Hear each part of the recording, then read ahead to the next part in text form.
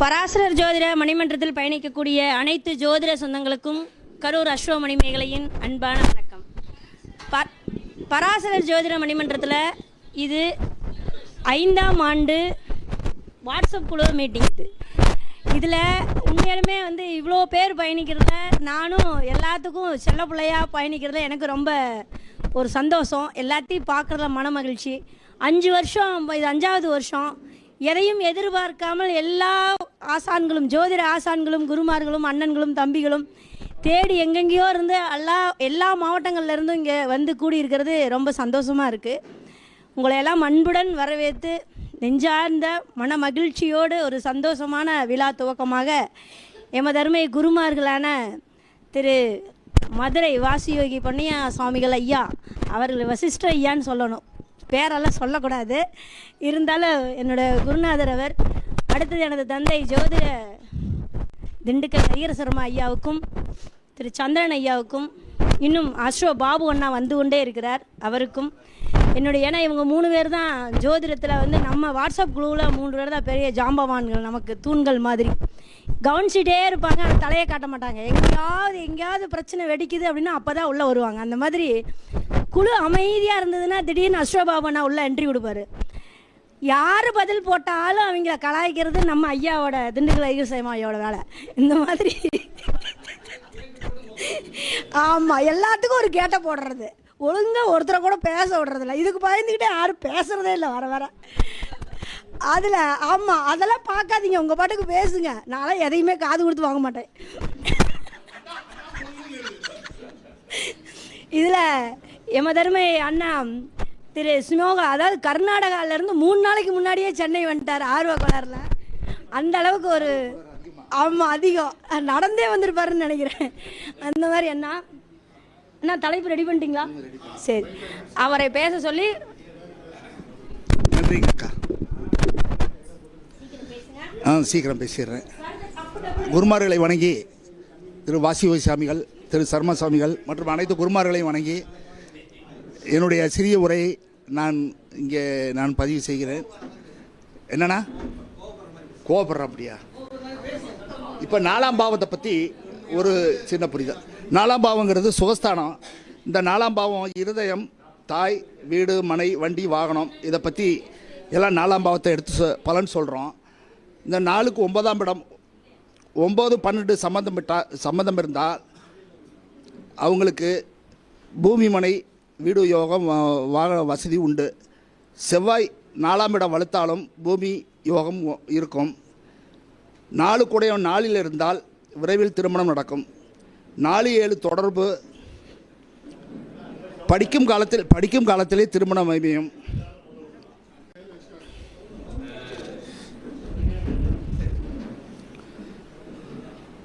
நாலாம் இடம் அதே 4ஆம் இடம் மன அமைதி, டிஸ்டர்பு, மனதில் வரும், மனசை குறிக்கிறது 4ஆம் பாவம். இந்த 4ஆம் பாவம் மனசில் வர பிரச்சனைகள், மனம் போகிற போக்கு, வீடு, மனை, வண்டி, வாகனம், தாய் வழி உறவுகள், இதெல்லாம் 4ஆம் பாவம். 4ஆம் இடம் பலமாக இருந்துச்சுன்னா அவங்களுக்கு வியாதியே வராது. 4ஆம் அதிபதி பலம் பெற்றால் வியாதியை நெருங்காது. நல்ல கிரகங்கள் பார்வை இருந்தாலும் 4ஆம் இடம் பாதிப்படைந்தால் திருமணமாகாமல் குடும்பத்தை விட்டு பிரிந்து இருப்பார்கள், மனைவியை பிரிந்து இருப்பார். 4ஆம் இடம் பாதித்து ருணஸ்தானம் 6ஆம் இடமும் பாதித்திருந்தால், 8ஆம் இடமும் பாதிக்கப்பட்டால் தொடர்ந்து மருந்து மாத்திரைகள் சாப்பிட்டு கொண்டு உயிர் வாழ்வார்கள். 4ஆம் இடம் பலம் குறைந்து 6ஆம் இடம் சுபர் பார்வை பெற்றால் அவருக்கு வியாதி இருக்காது. 4ஆம் இடம் பலம் குறைந்து பாவிகள் தொடர்பு பெற்று 6ல் வலுத்தால் அவருக்கு வியாதிகள் இருக்கும். 7 கூடையவர் 4ஐ தொடர்பு கொண்டால் உள்ளூரில் பெரிய பதவி வைப்பார். மனதிற்கு இனிய கலத்திரம் அமையும். நம்முடைய அழகு, வீடு, மனை, வண்டி, வாகனம், இதெல்லாம் 4ஆம் இடம். இப்போ எனக்கெல்லாம் சனி 4ல் ஆட்சி பெற்றிருக்கிறதுனால நான் அழகாக இருந்தாலும் கருப்பாக இருக்கிறேன். அழகா இல்லை, கருப்பா இருக்கு. சனி இருக்கிறதுனால 4ஆம் இடம் வலுத்தவர் ரொம்ப சுத்தமாக இருப்பார். ரொம்ப டீசெண்டாக இருப்பார். காலபுருஷ லக்னப்படி காலபுருஷ லக்னப்படி பாக்கியாதிபதி குரு அவர் 4ஆம் இடத்துல உச்சமாகிறார்.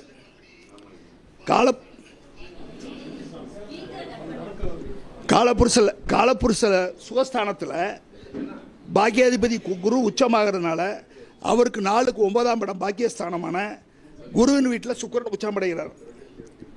4ஆம் இடம் பாதிப்படையும் போது வியாதி, சளித்தொல்லை, வீசி ப்ராப்ளம், தண்ணீரால் பாதிப்பு இதெல்லாம் இருக்கும். 4ஆம் அதிபதி லக்னத்தில் இருந்தால் அழகாக இருப்பார், நாகரிகமாக இருப்பார், கல்வி அறிவு இயற்கையில் இருக்கும், சரஸ்வதி கடாட்சம் பெற்றவர், தாய் மீது அதிக பாசமாக இருப்பார். 4 கூடிய 2இல் இருந்தால் தாயால் வருமானம், தாயாருக்கு வாக்கு வன்மை, பேச்சு திறமை இருக்கும், வீடு மனையால் வருமானம் இருக்கும். 4 கூடிய 3இல் இருந்தால் பூர்வீகத்தை விட்டு இடம் மாறி இருப்பார். அடிக்கடி வீடு மாற்றம், ஊர் மாற்றம், உல்லாச பயணத்தை தேடி கம்யூனிகேஷன் ஈடுபாடு அதிகமாக இருக்கும்.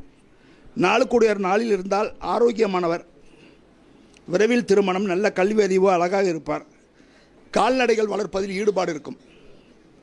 4 கூடிய 5இல் இருந்தால் அரசாங்க வேலை, கலைத்துறையில் வெற்றி பெறுவார். இவருக்கு அழகான வீடு இருக்கும், பூர்வீகத்தில் நல்ல பேர் இருக்கும், குழந்தைகள் மீது பாசம் இருக்கும். 4 கூடையவர் இருப்பார் சாமி, மனைவி அழகாக இருப்பார். 4 கூடையர் ஆள் இருந்தால் படிக்கும் காலத்தில் வேலை செஞ்சுக்கிட்டே படிப்பார். தடைப்பட்ட கல்வியும் வேலை செய்து கொண்டு படிப்பார். ஜாதகருக்கு இளம் வயதில் ஆரோக்கிய குறைபாடு இருக்கும். தாயாருக்கு ஹெல்த் ப்ராப்ளம், சோர் பார்வை, தாயாரின் கடின உழைப்பாளி, கடன் பெற்று வீடு வாங்குவார், சிறு சிறு விபத்துக்களை அடிக்கடி சந்திப்பார். 4ஆம் அதிபதி 7 இருந்தால் கூட்டு பத்திரத்தில் சொத்து வாங்குவார். கரெக்டுங்களா? 4ஆம் அதிபதி 7 இருந்தால் கூட்டு பத்திரத்தில் சொத்து வாங்குவார். திருமணத்திற்கு பின் பட்டப்படிப்பு இருக்கும். மனைவி பேரில் வீடு வாங்குவது, வண்டி வாங்குவது, வண்டியாவது ஏதாவது ஒன்று மனைவி பேரில் ரிஜிஸ்டர் பண்ணிடுவாங்க. சரிங்களா சாமி? எல்லாம் சாமியோட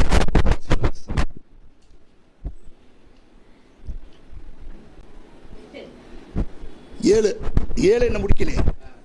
7 அந்த வெளியூரில் சொத்து வாங்கிறது, ரெட்டை குடிமுறை, அவுட் ஆஃப் கண்ட்ரியில் டபுள் பாஸ்போர்ட் வச்சுருப்பாங்க. 8ஆம் இடம் பூமி மனை வாகனத்தில் 4 கோடி 8இல் இருந்தால் பூமி மனை வாகனத்தில் ஃபஸ்ட்டு ஒரு ரிஜிஸ்ட்ரேஷன் பண்ணும்போது தொந்தரவு வரும். பெரிய அப்பார்ட்மெண்ட் இருக்கும், வீடு வாசல் தாமதமாக அமையும், அதுவும் பெரிய ப்ராப்பர்ட்டியாக வரும். 8ஆம் இடம் வந்து ஒரு பெரிய லக்க குறிக்கிற இடம் இல்லையா, அதிர்ஷ்டத்தின் இருப்பிடம். இது அக்கா தான் அடிக்கடி சொல்லுவாங்க.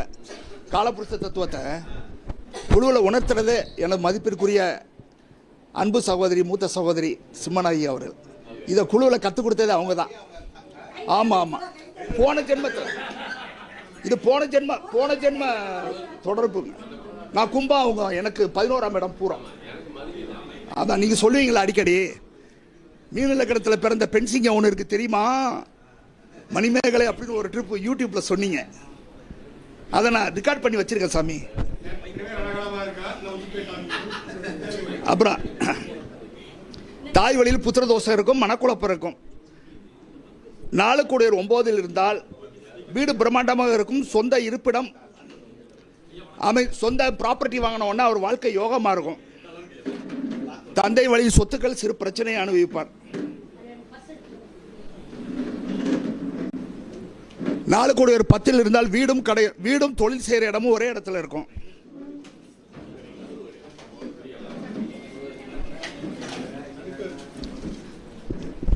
சுகஸ்தானாதிபதி 10வது இடத்துல இருந்தால் வீடு கடை எல்லாம் ஒரே இடத்துல இருக்கும். அவங்களுடைய ஊர் பேரை வந்து பிஸ்னஸில் சேர்த்து வைப்பாங்க. மதுரை முனியாண்டி விலாஸ், செட்டிநாடு மிஸ்ஸு, கரூர் மணிமேகலை மிஸ்ஸு, அது மாதிரி. ஆமாம் சாமி, அது மாதிரி வைப்பாங்க. 4 கோடி 11இல் இருந்தால் 4 கோடி 10இல் இருக்கும்போது சொந்த தொழில் ஆர்வம் இருக்கும், அரசாங்க தொழில், பொது வாழ்க்கையில் ஈடுபடுவார்கள். 4 கோடி 11இல் இருந்தால் தலைமை பொறுப்பு, பெரிய அங்கீகாரத்தில் இருக்கும். 50 வயதுக்கு மேலே ஏதாவது படிக்கணும்னு ஆர்வம் வரும், அட்லீஸ்ட் ஜோதிடமாவது படிக்கணும் அப்படின்ற ஒரு ஆர்வம் வரும். 4 கோடி 12இல் இருக்கும்போது வெளியூரில் சொத்து வாங்க, முதல்ல வாங்குகிற பூமி மனை, அவங்களுக்கு வந்து சக்ஸஸ் ஆகாது. குடும்பத்தை விட்டு பிரிஞ்சு வாழ்வார்.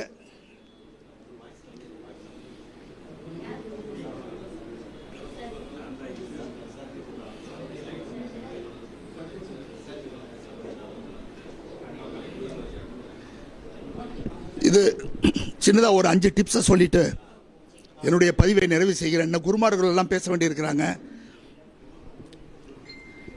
ரிஷபம் விருச்சிக லக்னத்துக்கு 2ஆம் இடம் தியாக திருமணம். இப்போ நம்ம குழுவெல்லாம் பதிவு போடுறாரு சந்திரன் அண்ணா. சின்ன பாயிண்ட்ஸ், நான் ஒரு 5 பாயிண்ட் உங்கள்கிட்ட கற்றுக்கிட்டது தான். இப்போ குழுவில் பதிவு அண்ணா வந்து ஜாதகம் போடுறாரு, இந்த பெண்ணுக்கு எப்போ திருமணம் நடக்கும்னு. நமக்கெல்லாம் பலன் சொல்ல தெரியல. கடைசியில் என்ன பண்ணுறோம், இவர் உடல் இப்படியா சொல்லி பதிவை முடிச்சு விட்றோம்.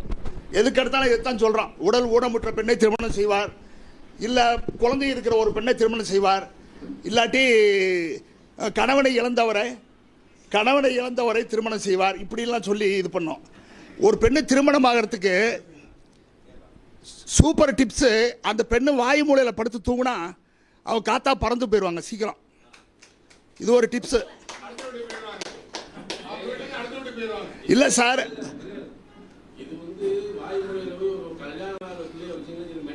கல்யாணம் ஆன புள்ள இல்லை சாமி, கல்யாணம் ஆகாத பொண்ணு. ஆமாம், வாயு மூலையில் படுத்திருந்தா சீக்கிரம் திருமணம் ஆயிருமா? வேணாம்ல. சரிங்க.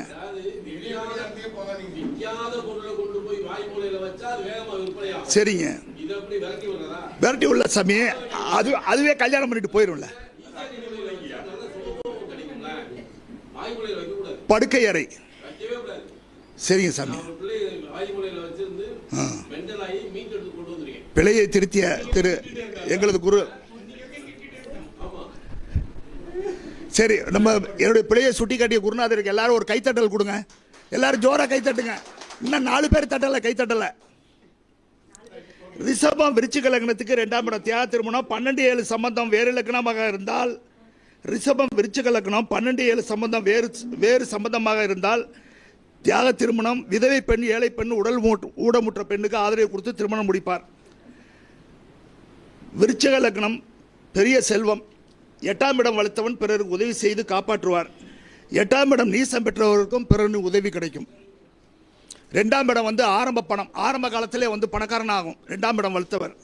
5ஆம் இடம் வளர்க்கும் போது மத்திய வயதில் 30-35 வயதில் வசதி வாய்ப்புகள் வரும். 8ஆம் இடம் அதிக பண வரவை குறிக்கும். 11ஆம் இடம் பெரிய பண வரவு, லாபஸ்தானம். காலபுருஷனின் லக்னாதிபதி செவ்வாய் ஜாதகரின் லக்னத்துக்கு லக்னாதிபதியோட தொடர்பு பெற்றால் அந்த ஜாதகர் புரோட இருப்பார். காலபுருஷன் 2ஆம் அதிபதியை ஜாதகர் 2ஆம் அதிபதியை தொடர்பு கொள்ளும்போது ஜாதகர் பொருளாதாரத்தில் மேன்மை அடைவார். நம்மளுடைய 2ஆம் அதிபதியும் காலபுருஷன் 2ஆம் அதிபதியும் தொடர்பு இருக்கும்போது, 5ஆம் அதிபதி சூரியன் லக்னத்தில் 5ஆம் அதிபதியை தொடர்பு கொண்டால் பூர்வ புண்ணியத்தில் பேரும் புகழும் இருக்கும். 7ஆம் அதிபனும் காலபுருஷ 9ஆம் அதிபனும் எந்த இடத்தில் இணைந்து பார்த்தாலும் தனித்தனியே பார்த்தாலும் அந்த பாவம் வலுப்பெறும். லக்னத்தை பார்ப்பது அதை விட சிறப்பு. 9-12 தொடர்பு பெறுவது முதல் ரவுண்டு எல்லாத்திலையும் விரயம் ஆகி மீண்டும் அடிப்படையில் இருந்து முன்னேறி அவர் ஜாதகத்தில் ஒரு நல்ல நிலைமையை வருவார். பாக்கியாதிபதி 12 தொடர்பு கொள்ளும்போருக்கு வெளிநாட்டு பிரயாணம் அமையும். பாக்கியாதிபதி 8இல் இருந்தால் தந்தைக்கு பிரச்சனையாக இருக்கும். தந்தை வழக்கு விபத்தை சந்தித்த பின் அவர் வாழ்க்கையில் அதிர்ஷ்டத்தை அனுபவிப்பார். மேலும் குருமார்கள் பேச வேண்டியிருப்பதால் என்னுடைய சிறிய பதிவை இதோடு நிறைவு செய்து அனைவருக்கும் இது பேச வாய்ப்பளித்த திரு சர்மா சாமிகளுக்கும், என்னை ஒரு 4 வருடமாக 5 வருடமாக குழுவிலே எனக்கு ஜோதிட ஞானத்தை கற்றுத்தரும் அட்மின் அண்ணா சந்திரன் அண்ணா அவர்களுக்கும், சர்மா சாமிகளுக்கும், எனது அக்கா மூத்த சகோதரி மனைவி சிம்மராயி அவர்களுக்கும் மற்றும் யோகி முருகன் அண்ணா அவர்களுக்கும், நாங்கள் ஜோதிடத்தை காலபுருஷ தத்துவத்தை கையில் எடுக்கும் போதே எங்கள் வாசி யோகி பேர் நான் சொல்லக்கூடாது, அவர் கால் தூசிக்கலாம். நம்ம அவர் சாமி, இந்த சாமியை வாசியோய் சாமியை மனசில் நினச்சிக்கிட்டு அதுக்கப்புறம் எங்கள் அக்காவை நினைப்பேன் காலபுருஷ தத்துவத்தை இல்லை, காலபுருஷ தத்துவத்தை வந்து சிறப்பான பலனை சொன்னது வந்து இப்படி குழுவில் வந்து நமக்கு உணர்த்துறது. காலபுருஷ தத்துவம்னா என்னன்னு தெரியாது, குழுவில் வந்த அப்புறம் தான் கற்றுக் கொடுத்தாங்க. அவர்களுக்கெல்லாம் எனது நன்றியை கூறி தெரிவித்துக் கொண்டு என்னையும் பேச வாய்ப்பளித்த, அடியனுக்கும் பேச வாய்ப்பளித்த அட்மின் சந்திரன் அவர்களுக்கும்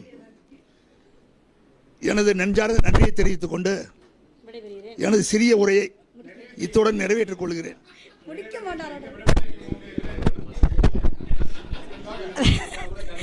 அதாவது ரொம்ப பாசங்கய்யா, ஏங்கய்யா கண்ணு வைக்கிறீங்க.